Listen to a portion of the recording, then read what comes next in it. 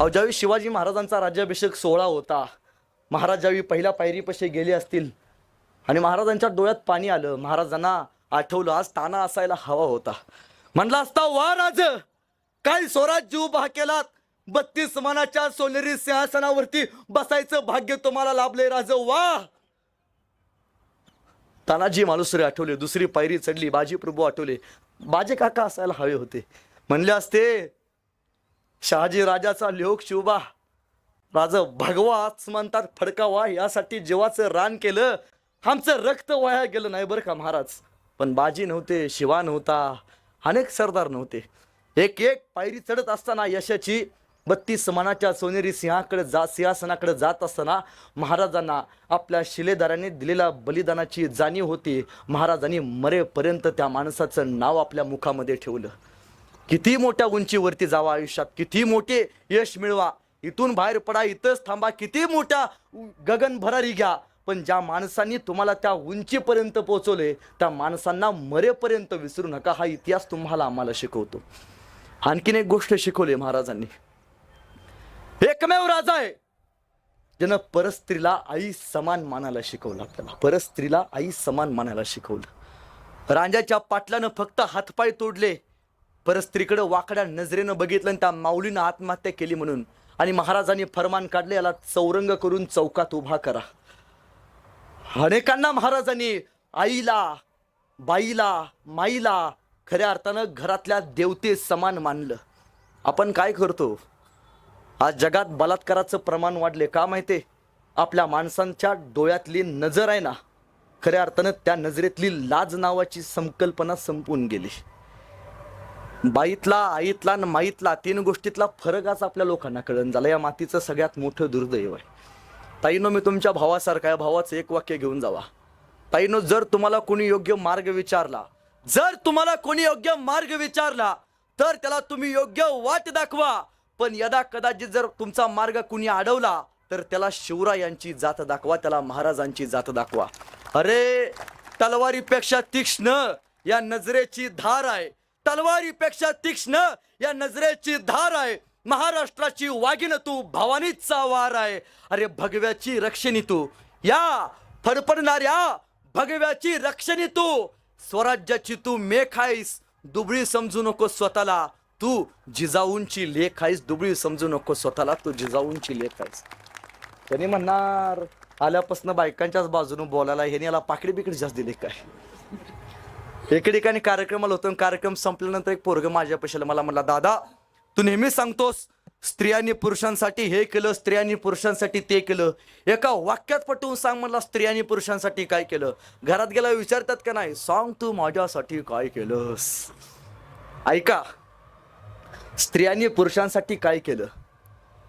दादानो, हात तिचे आहेत, हात तिचे आहेत, पण बांगड्या मात्र दादानो आजही आपल्या नावाचे आहेत. कपाळ तिचा आहे, कुंकू मात्र दादानो आजही आपल्या नावाचा आहे. पाय तिचा आहे, पैंजण मात्र दादानो आजही आपल्या नावाचा आहे.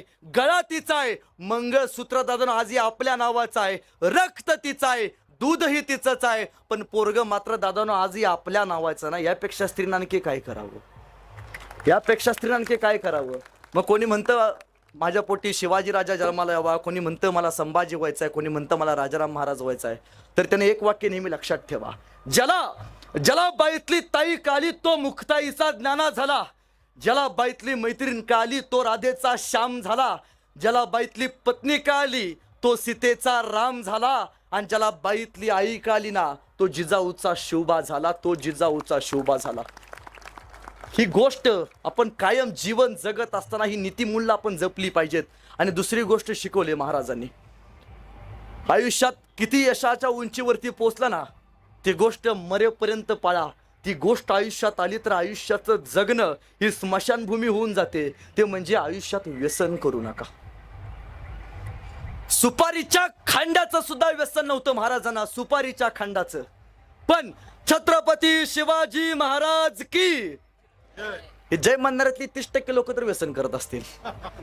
कानावर की पडले की जय. पोरांनो, मला एक सांगा, व्यसन आणि फॅशन करून तुम्हाला मिळतं तरी काय? व्यसन आणि फॅशन करून तुम्हाला मिळतं तरी काय? चुकीच्या गोष्टीमध्ये स्वतःचा घालू नका पाय. जर तुम्हाला योग्य वागता आलं तर तुम्हीच या देशाचे ज्ञानोबा राय, तुकोबा राय आणि छत्रपती शिवराय, छत्रपती शिवराय. फक्त इथं बसून टाळ्या वाजवायच्या आणि घरात गेलो तंबाखू म्हणायचं असलं काय करायचं नाही ना. बाप अख्ख्या घरात सुविचार लिहून ठेवतो, व्यसन करू नये. आज संध्याकाळ झाली बापच पोरला सांगतो, जा जरा चुलीवरून सिगरेट पेटवून आण. बरं ते बेना असे ते जलू काय ऑलिम्पिकची ज्योत घेऊन आले या. मी एके ठिकाणी कार्यक्रमला होते, पोरग माझ्या पैशाला मला म्हणला, दादा तू नेहमी सांगतोस दारू बाद असते, एका वाक्यात पटवून सांग मला दारू बाद असते. मी आजपासून सोडली. म्हणलं एक काम करायचं, 2 काचेचे ग्लास आण. बेनानं लगेच आणले. ताईनो मी एका ग्लासमध्ये दारू टाकली, एका ग्लासमध्ये पाणी टाकलं आणि दोन्ही ग्लासमध्ये किड्या मुंग्या टाकल्या. ज्या ग्लासमध्ये दारू होती त्या ग्लासमधल्या किड्या मुंग्या मेल्या होत्या आणि ज्या ग्लासमध्ये पाणी होतं त्या ग्लासमधल्या किड्या मुंग्या जिवंत होत्या. म्हणलं बघ बाबा, दारू एवढी बाद असते, दारू पेल्यामुळे किड्या मुंग्या मेल्या, आपण माणसं आहोत. मला म्हणला समजलं. म्हणलं एखादं तर बेनं सुधारलं. मी म्हणलं तुला काय समजलं? म्हणला दादा दारू पेनं हे किड्या मुंग्याचं काम नाही, म्हणलं त्याला फक्त मर्दाचं काळीज लागतं. हात जोडलं त्याच्या पुढं. आमच्याकडे कोल्हापूरला आजीबा आहे बरं का, फार सुंदर म्हणते, शिवाजी महाराजांच्या काळातले मावळे कसे होते, सकाळी लवकर उठे, रणांगणात सुटे, तलवार तुटे पण माग नाही हटे. आताचे मावळे कसे आहेत, उशिरा उठे, दारूच्या अड्ड्यावर सुटे, बाटली फुटे पण बेनं माग नाही हटे. व्यसन करू नका आणि परस्त्रीला आई मानायला शिका. या 2 गोष्टी ज्या दिवशी स्वतःच्या अंमलात आणाल त्या दिवशी बारामतीमध्ये एखादा तरी तानाजी बाजी यसाजी जन्माला आल्याशिवाय राहणार नाहीत. 2 गोष्टी पाळायला शिका आणि नावं जरा चांगली घ्यायला शिका. आपण एकमेकांच्या आई वडिलांवरून हाक मारतो. काय पिंट्या कसा आहेस, बापाचं नाव घेऊन. आपण लगी म्हणतो राहू दे रे, माझ्या बापाला काय कळतं. आपण काय म्हणतो, माझ्या बापाला काय कळतं.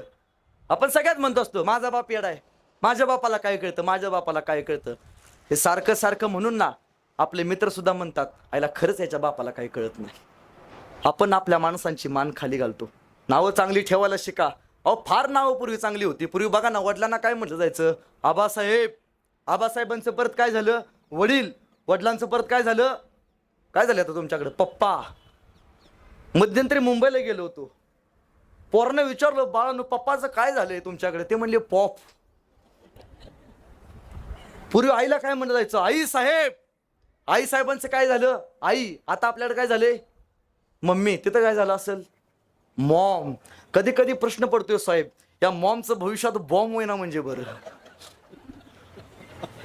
काय संस्कार ठेवतो, काय नावं ठेवतो. तुम्हाला वाटतं तुमच्या पोटी छावा जन्माला यावा, तर यासाठी बाप पहिल्यांदा सिंह असला पाहिजे. छत्रपती संभाजीराजांचे वडील छत्रपती शिवाजी महाराज सिंह होते, तर त्यांच्या पोटी संभाजी राजा नावाचा छावा जन्माला आला. बाप पहिल्यांदा सिंह असला पाहिजे. तुम्हाला वाटतं तुमच्या पोटी चांगली पोरं जन्माला यावीत, चांगली पिढी तयार व्हावी, एक काम करायचं, उद्या सकाळी उठायचं, शाळेत जायचं, आपली पोरं ज्या शाळेत शिकतात त्या शाळेतल्या शिक्षकाला भेटायचं आणि फक्त एक सांगायचं, बाबा आजपर्यंत आम्हाला एकच शिकवले. काय शिकवले, क कशाचा असतो, कमळाचा. बाराकडे शिकलाय ना व. ब कशाचा असतो, भटजीचा. ग गवताचा. बघा बारामतीमध्ये कवटेमंकाळमध्ये 250 किलोमीटरचं अंतर आहे. सगळ्यांचे शिक्षक वेगळे पण सगळ्याला एकच शिकवले, क कमळाचा, भ भटजीचा, ग गवताचा, श शामृगाचा. इथून पुढे शाळेत जायचं, शाळेतल्या आपल्या मुलांच्या गुरुला भेटायचं, शिक्षकाला एकच सांगायचं की बाबा आतापर्यंत माझ्या पोराला हे शिकवले, क कमळाचा, भ भटजीचा, ग गवताचा, श शामृगाचा. इथून पुढे माझ्या पोरांना हे शिकू नको, इथून पुढे माझ्या पोरांना फक्त हे शिकव, क कमळाचा नाही, क कर्मवीर भाऊराव पाटलांचा शिकव, ब भटजीचा नाही, ब भगतसिंगाचा शिकव, श शामृगाचा नाही, श छत्रपती शिवाजी महाराजांचा शिकव. ज्या दिवशी ही संस्कारांची शिदोरी आपल्या शाळेतून तयार होणार आहे त्या दिवशी आपली पिढी सुद्धा कर्तृत्ववान आणि कर्तव्य दक्ष असणारी तयार होणार आहे. सुरुवात स्वतःपासून तयार केली पाहिजे. बराच वेळ झालं बोलतोय, शेवटचे काही क्षण घेतो. आपण आयुष्यात फार जगलोय, अजून जगायचं आहे. तारुण्य परत येणार नाही, लहानपण पैसे मागून सुद्धा मिळणार नाही. लहानपण एकदा आयुष्यातनं निघून गेलं तर आपलं आता लहान होता येत नाही. ना बालवाडीत जाता येतं, ना आईचा डबा घेऊन शाळेत जाता येतं. ती संधी ईश्वर फक्त एकदालाच देतो. आता हे तारुण्य पण आहे ना, ही सुद्धा संधी ईश्वरानं फक्त एकदाच दिली.